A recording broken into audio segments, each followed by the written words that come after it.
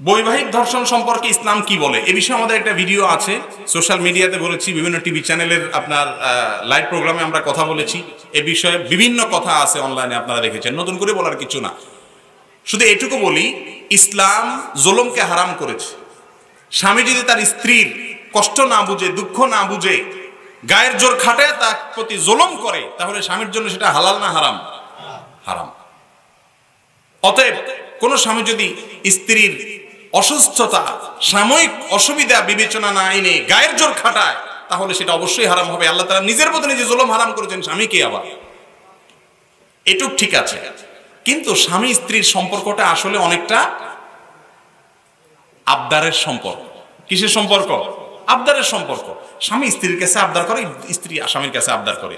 এখানে সব জায়গায় বৈবাহিক দর্শনের এই টার্মগুলো যারা আনে, এরা সমাজে পারিবারিক সম্পর্কগুলো এমনিই তো শেষ হয়ে গেছে, আরো শেষ করে দিতে চায়।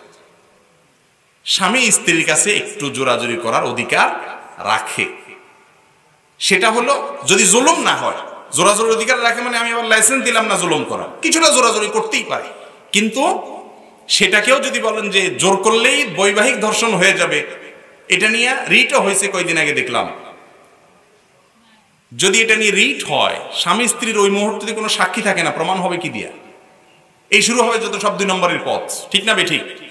আরে ভাই, স্বামী যদি স্ত্রীকে একটু জোরাজোরি করলে, মৃদু আবদার করলে, সেটা যদি আপনার ধর্ষণ হয়, বৈবাহিক ধর্ষণ হয়, তাহলে স্ত্রী যে স্বামীকে একটু জোরাজোরি করে মার্কেটে টেনে টুনে নিয়ে যায়, সেটা তাহলে বৈবাহিক ডাকাতি হবে,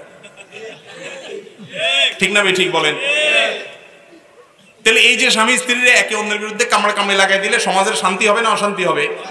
এমনি অশান্তিতে শেষ, বিয়েগুলো ভেঙে শেষ হয়ে যাচ্ছে। আবার এই সমস্ত জিনিস উদ্ভট কথা নিয়ে এসে ইসলাম এবং মুসলমানদের মধ্যে পারিবারিক সম্পর্কগুলো পৃথিবীর যে কোনো সমাজের চাইতে এখনো ভালো, যেটুকু ভালো আছে সেটাকে শেষ করে দিতে চায় এরা, যারা এই বৈবাহিক দর্শনের টার্ম আমদানি করতে চায়।